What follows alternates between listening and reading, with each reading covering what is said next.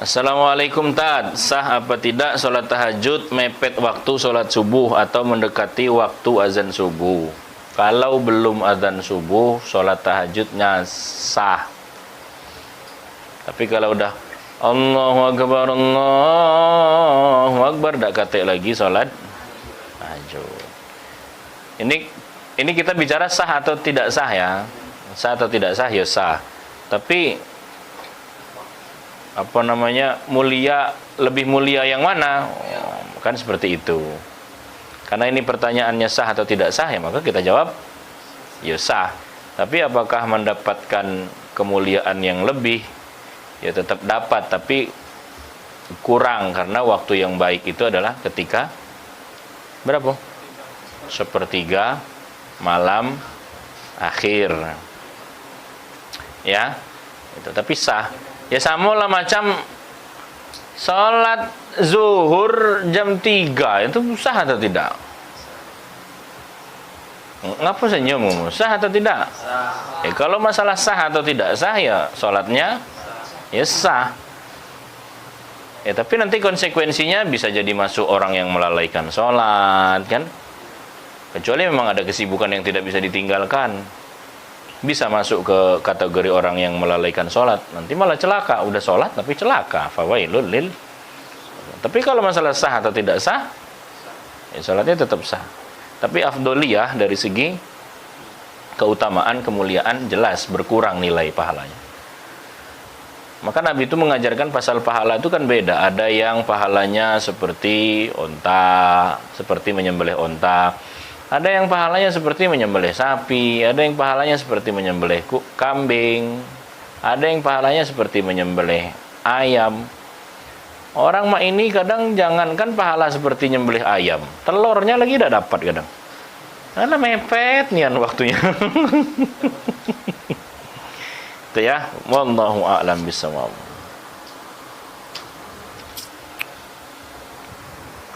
Ngopi sih, ngantuk. Berapa ini? Enggak apa-apa. Waalaikumsalam warahmatullahi wabarakatuh. Mohon izin Pak Ustadz, di sini saya ingin bertanya, apakah hukum seorang sholat terus tapi maksiat jalan, apakah ibadah tersebut diterima? Sekian dari saya. Terima kasih Pak Ustadz. Waalaikumsalam. Simpan dulu Pan pertanyaannya. Nah, ada namanya mukhallid. Apa namanya? Mukhallid. Mukhallid ini apa? Yaitu dia tadi. Sholat, jalan, nyolong, jalan. Ini namanya mukhallid. Apakah ibadahnya diterima? Ya diterima. Dosanya apakah bertambah? Ya bertambah. Jadi nanti bagaimana nasib dia di akhirat? Menegangkan. Ini namanya mukhallid. Kalau gitu saya nggak usah sholat aja lah Pak Ustadz, saya masih banyak maksiat. Jangan. Kalau nggak sholat, makin tambah parah itu maksiat. Jadi sholat. Meskipun mungkin kita masih melakukan dosa, tetap sholat. Kenapa? Bisa jadi ini sholat yang kita lakukan dapat menghilangkan kebiasaan buruk atau dosa-dosa yang kita lakukan. Barokah daripada sholat yang kita lakukan. Terus, sholat. Itu namanya mukhallid. Cuma orang mukhallid ini, dia kalau doa lamban. Mukhallid. Dan sholatnya juga, hitungannya, pahalanya tidak sebanyak orang yang wara'. Takwa waro. 2 rakaat yang dikerjakan waro. Waro itu apa Bu Ustaz? Ya dia ndak gawe maksiat. Terus jalan taat terus yang dia gawekan. Bahkan subhatnya udah kate digawekan ya dia. Itu disebut dengan waro. 2 rakaat orang yang mempunyai sifat waro lebih baik ketimbang 1000 rakaat orang yang mukhallid tadi. Jadi kalau ada orang mukhallid itu sholatnya rajin, ibadahnya rajin, sedekahnya rajin, tapi maksiatnya rajin, itu namanya mukhallid. 1000 rakaat dia sholat itu baru senilai dengan 2 rakaatnya orang waro, meninggalkan yang subuhat. Kalau kita belum bisa sampai derajat waro, takwa. Waro itu detail betul. Jadi waro itu sampai apa yang mau diminum ini ditanya dulu.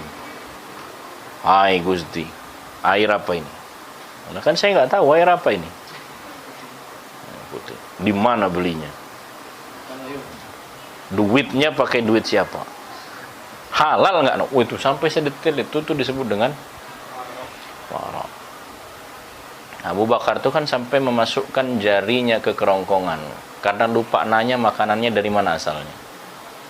Setiap kali datang makanan, itu Abu Bakar nanya dulu ke pembantunya, ini makanannya dari mana? Kalau halal, makan. Tidak jelas, buang.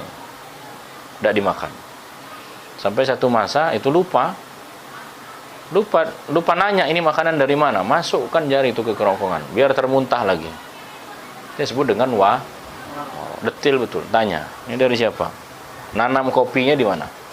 Yang nanam itu orang yang berlaku maksiat atau bukan? Sampai sedetil itu. Ya kalau kita belum, makanya 2 rakaat yang dia lakukan itu lebih baik daripada 1000 rakaat yang dilakukan oleh orang yang mukhallid namanya. Orang yang gawe ibadah rajin, maksiat rajin, namanya mukhallid. Wallahu a'lam bishawab. Ada lumayan ngelasnya. Ini dulu tadi.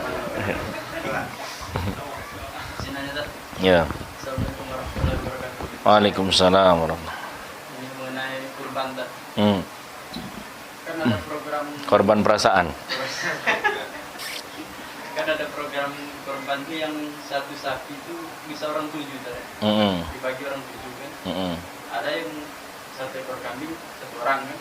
Nah ini saya tanyakan mana yang lebih utama, atau yang satu sapi orang 7 atau kita kurban kambing 1 sendirian?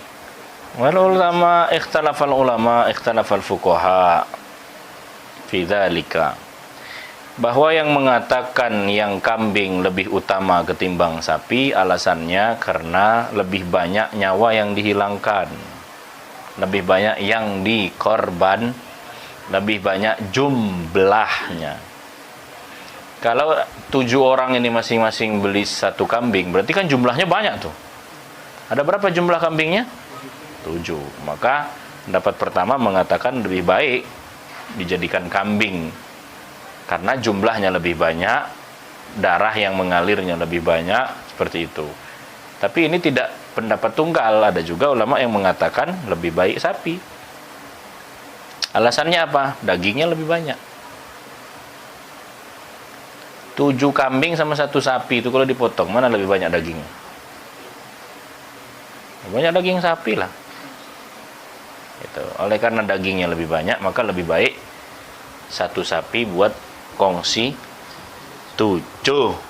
7 ini jumlah maksimal. Jangan kamu pahami 7 ini jumlah harus kepastian, enggak. Ya kalau cuman pengen berkongsi berdua beli 1 sapi boleh. Enggak mesti 7. Misal aku sama Gusti Gus kita beli sapi sih kok, yuk. Kau bayar 13,5 juta, aku nambah 500 jadilah.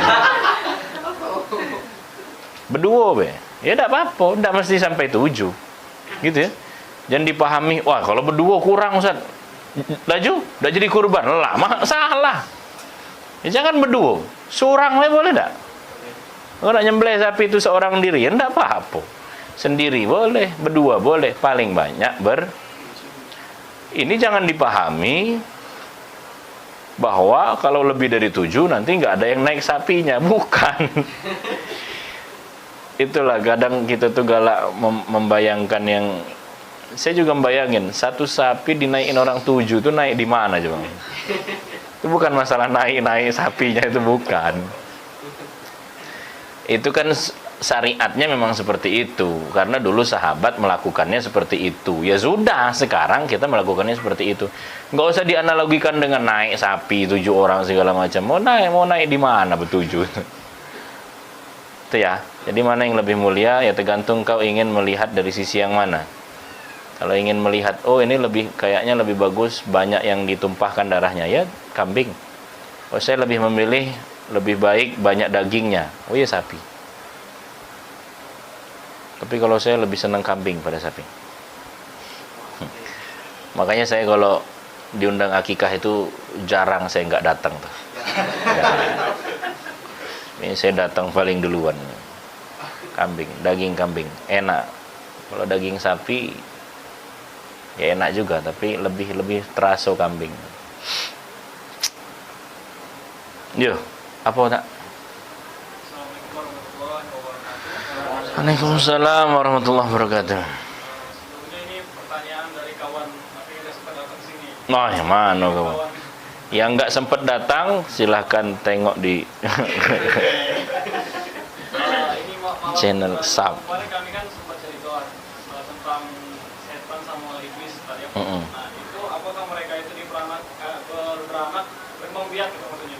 Seperti manusia atau hanya hidup akan mati kan akan mati kan gitu kan? Nah, apakah juga dia mungkin beranak berkembang biak gitu? Iya. Ya tanya sama setan.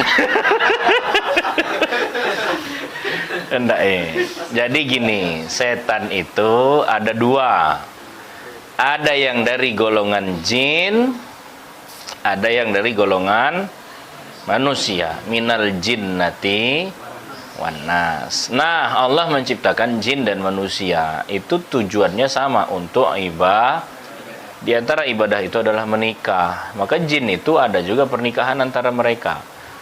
Kalau menikah, ya ngisi juga dia. Tapi periksanya di bidan siapa Pak Ustaz? Enggak tahu, jangan tanya. Nah, jadi jin, ini jin. Jin itu beranak juga.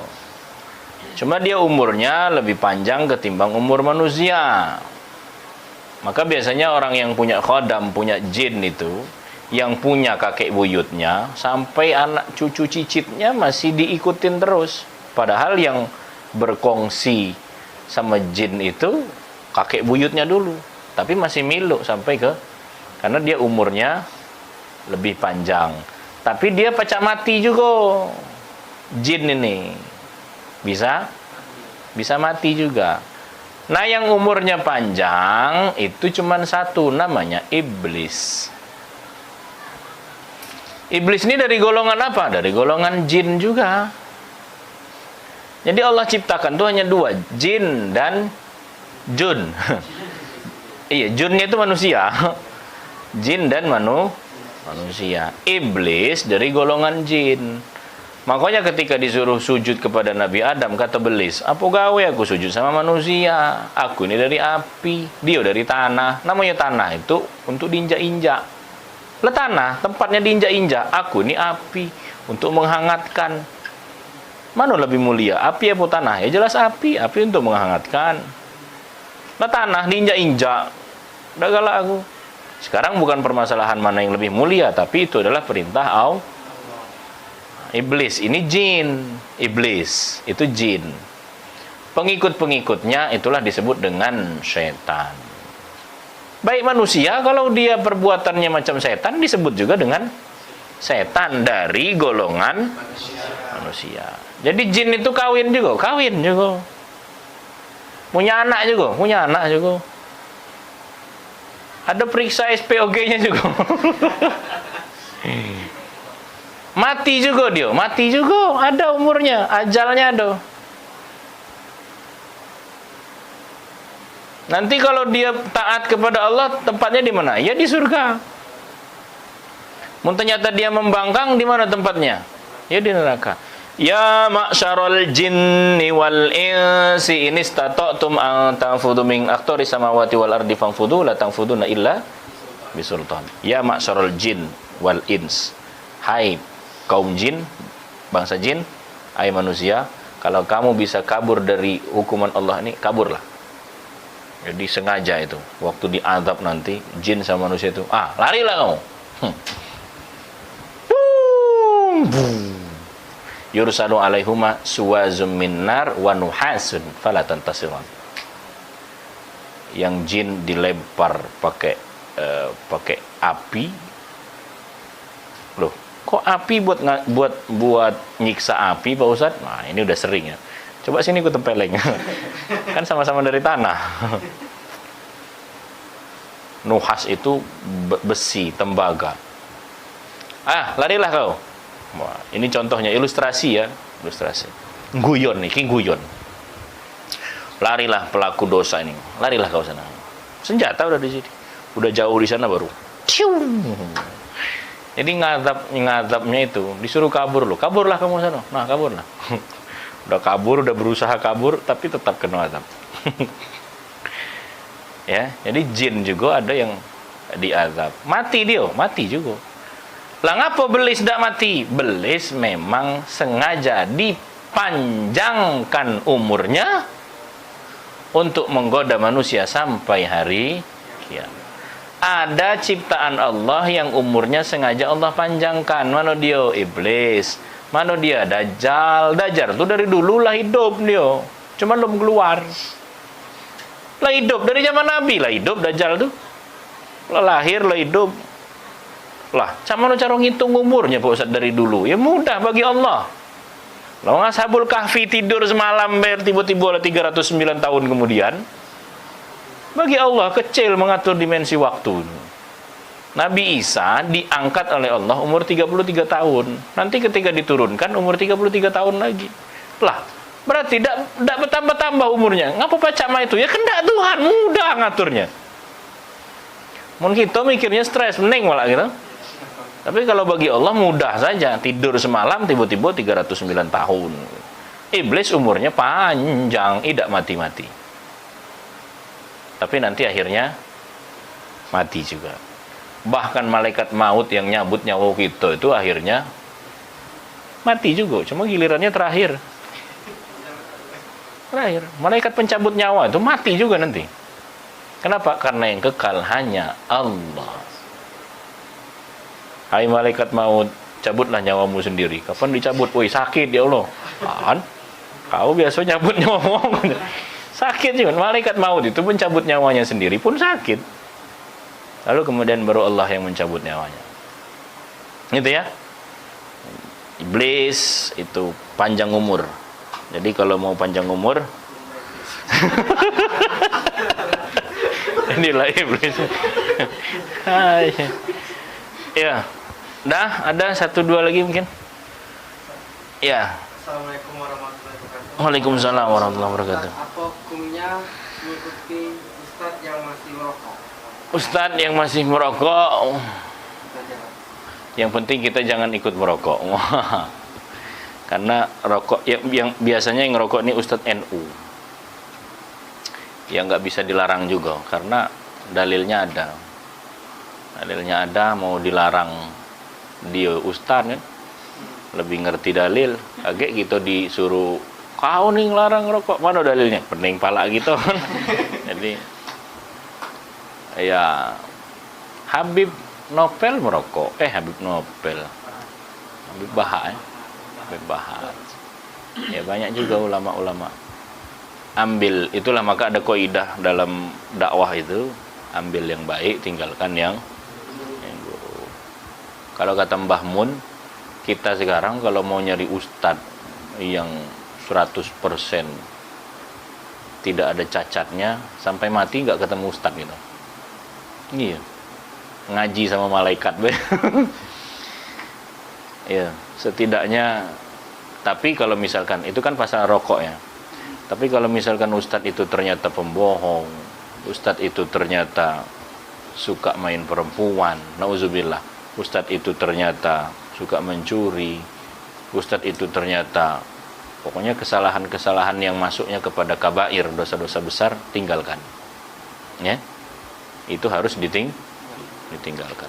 Ada ustadz hobinya nyawer biduan. Dem. Nggak usah milu lagi kayaknya. Ya? Allahu a'lam bishawab.